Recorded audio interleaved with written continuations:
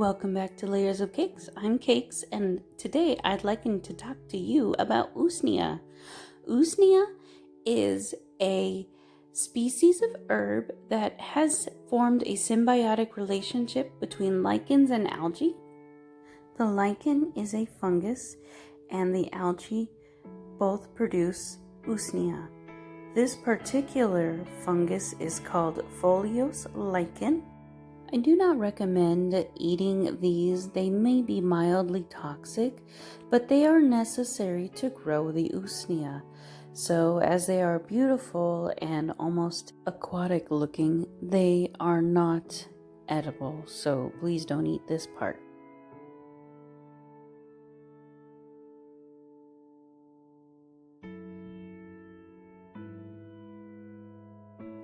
This Usnea has just started to grow. It may be this year's growth. It does take quite a while to grow, and it needs good clean air. And you can tell because it looks kind of hairy and it's elasticy. That white little part is how you can tell it's Usnea.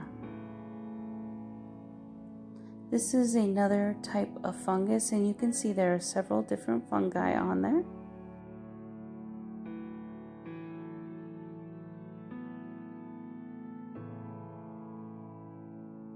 To harvest Usnea, you pinch it at the base of the bark and pull, and then remove that little piece that it was attached to. There are several different types of Usnea, so for your region, just check out what yours looks like so you know what you're looking for.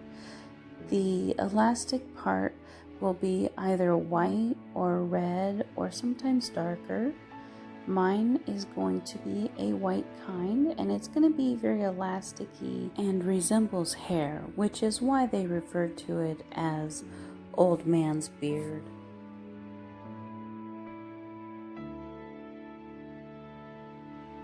Once you harvest the Usnea, it will dry out fairly quickly, about a day, maybe two. It doesn't have the moisture that it needs to keep it alive. It is still usable, but it does dry out very quickly. Even from the Usnea that I harvested off of two different branches, they look completely different. I do like to wait until the tree branches fall after a storm to harvest it. The winter time is also ideal for harvesting. That way, when you get in the woods, you don't have to worry about ticks. There are several different ways you can use Usnea. You can use it and crumble it up and make a paste, or you can make a tincture or a tea. Today, we're going to make a tincture. So we are going to use 100 proof vodka, and the Usnea that I've harvested, I have harvested it for a while, so some of it is fairly dried out, but it does dry very quickly. And I'm going to add what I have just harvested into my mason jar. I filled it all the way to the top and pushed it down, but there is still some room in there, and that's really ideal for making your tincture. That way the vodka can still get all the way down to the bottom and soak through all the Usnea.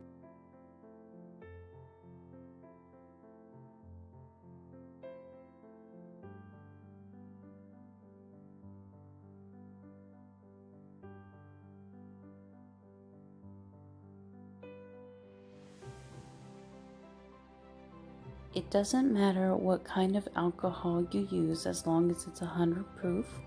I am using 100 proof vodka. It is my preferred method.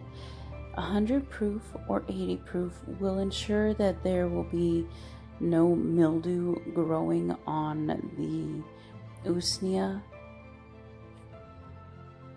The alcohol also ensures a longer shelf life, almost indefinitely if stored properly. It is excellent for treating coughs and sore throats, breaking up mucus, especially in those flu season times, which we are about to enter into, it is excellent for that. It really does help boost the immune system.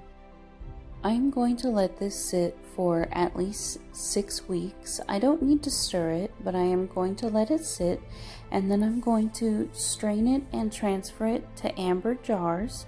I will have this for sale on my Etsy shop, and the link will be in the description. I hope you found this video useful. I hope you are able to make your own Usnea tincture. It does taste better this way than making a tea, and it has so many benefits to it. Thank you for joining me today, and I will see you next time. Bye! Disclaimer: I am not a doctor. Please do your own research and find out for yourself.